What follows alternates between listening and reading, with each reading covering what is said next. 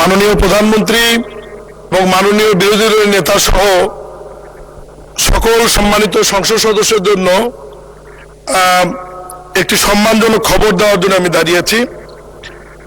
দীর্ঘদিন মাননীয় সংসদ সদস্যের একটা দাবি ছিল যে মাননীয় সংসদ সদস্যরা উপজেলা পরিষদে গেলে তাদের বসার কোনো জায়গা থাকে না, তারা কোথাও বসতে পারে না। এ ব্যাপারে কয়েকদিন আগে একজন মাননীয় সংসদ সদস্য দাবি করলে মাননীয় প্রধানমন্ত্রী জনাব তারেক রহমান এ ব্যাপারে প্রয়োজনীয় ব্যবস্থা গ্রহণের জন্য আমাকে নির্দেশনা দিলে আমি Lily ultra soft serum gel, যা গভীর থেকে স্কিনে দেয় 3 গুণ সিরাম হাইড্রেশন। সিরাম জেল হাইড্রেশনে ব্রাইট থাকো সব সিজনে। স্থানীয় সরকার পল্লনের সমবায় মন্ত্রী শ্রদ্ধেয় মির্জা ফখরুল ইসলাম স্যারের পরামর্শক্রমে প্রত্যেক উপজেলা পরিষদের দোতলায় অ্যাটাচ বাথরুম সহ আসবাবপত্র সহ মাননীয় সংসদ সদস্য মন্ত্রীদের বসবার জন্য একটি রুম প্রস্তুত করে দেওয়ার জন্য আজকেই আমরা জিও ইস্যু করেছি, ইউনোদের নামে আদেশ দিয়েছি এবং অচিরেই নতুন ভবনে এবং পুরাতন ভবনে যেখানে যে অবস্থায় আছে সেখানেই এই কক্ষর নামটি হবে পরিদর্শন কক্ষ।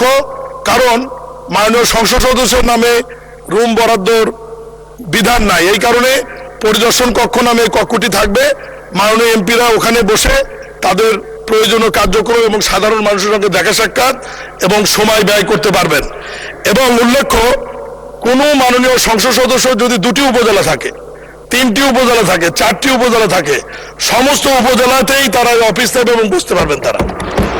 আমি এ ব্যাপারে পদক্ষেপ নেওয়ার জন্য মাননীয় প্রধানমন্ত্রী আমাকে নির্দেশনা দেওয়ার জন্য সকল সংসদ সদস্যদের পক্ষ থেকে মাননীয় প্রধানমন্ত্রীকে সবাইকে একটি করতালি দিয়ে অভিনন্দন দেওয়ার জন্য ধন্যবাদ জানাচ্ছি।